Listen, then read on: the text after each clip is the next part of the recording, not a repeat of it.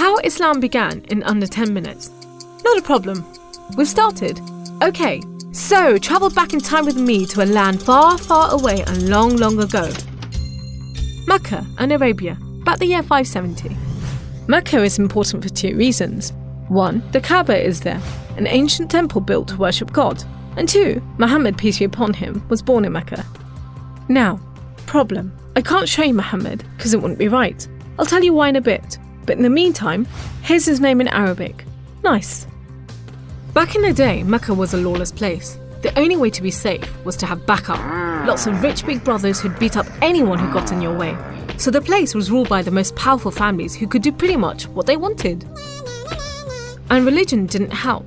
By this time, the Kaaba had been filled to overflowing with 360 idols that did nothing to help anyone. So it was a tough place to grow up if, like Muhammad, you were a poor orphan and believed in just one God you couldn't see, like the Jews and the Christians. He called him Allah, the God, in Arabic there. Muhammad's dad died before he was even born, and his mum died when he was just 6. So he was brought up by his grandfather, Abdul Muttalib, and then, when he died too, by his uncle, Abu Talib, who had the respect of the city's ruling families, so Muhammad was safe for the time being. Muhammad started out as a shepherd and then became a businessman, travelling about buying and selling stuff for rich clients. When he did some work for a rich widow called Khadija, she was so impressed by his honesty and skill that they ended up getting married, and for a while it looked like Muhammad was going places. Well, he was, but not how you think. Every year in the month of Ramadan, different calendar, different names for the months, there was a big party around the Kaaba when people made sacrifices to the idols. Muhammad hated it, so he'd get out of town and sleep in a cave he'd found on top of a nearby mountain. One night, Muhammad's praying to Allah when wham! There's the angel Jibreel, you might say Gabriel, standing right in front of him. Read, says the angel, but Muhammad couldn't read. No schools, you see. Jibreel keeps on at him. 3 times he says, read.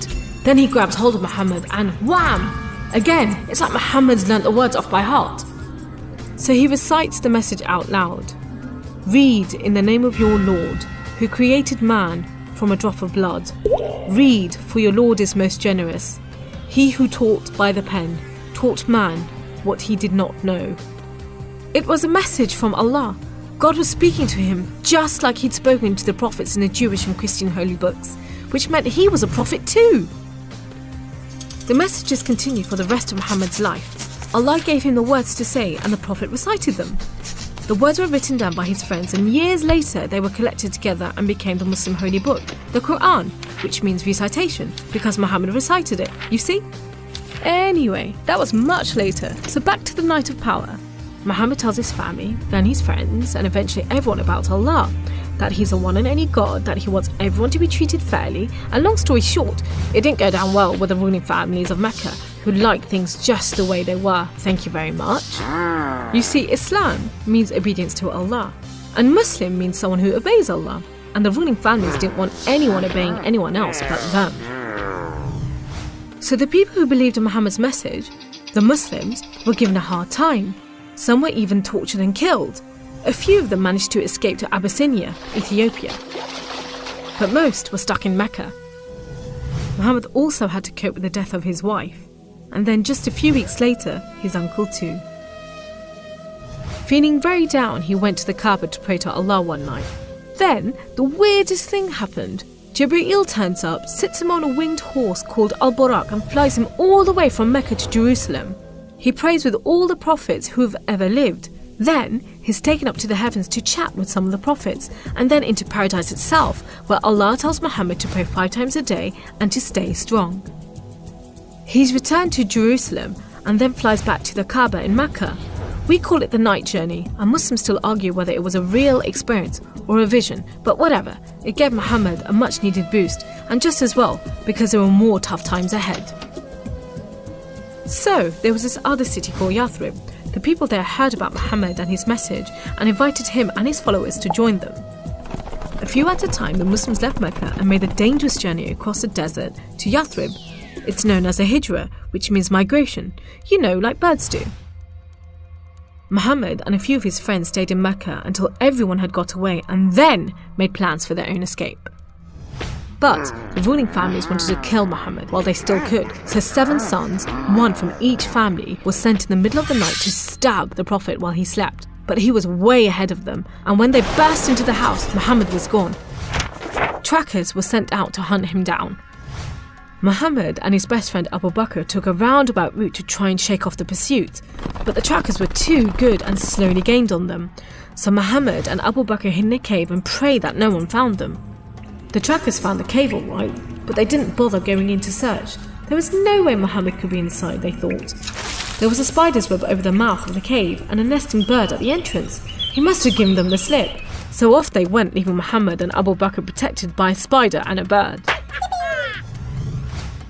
Muhammad made it safely to Yathrib, which was renamed Medina al-Nabi, the city of the Prophet, but most people just call it Medina. But Muhammad's worries weren't over yet. There were 3 big battles between the Muslims and the Meccans. First, the Battle of Badr, when Muhammad and just 313 men faced 1,000 Meccan soldiers. Miraculously, the Muslims won.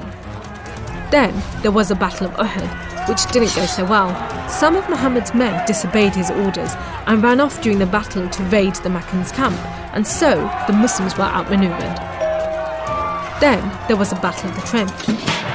Medina was protected on 3 sides by mountains, so when the Meccan forces advanced in the city, the Muslims just dug a deep trench.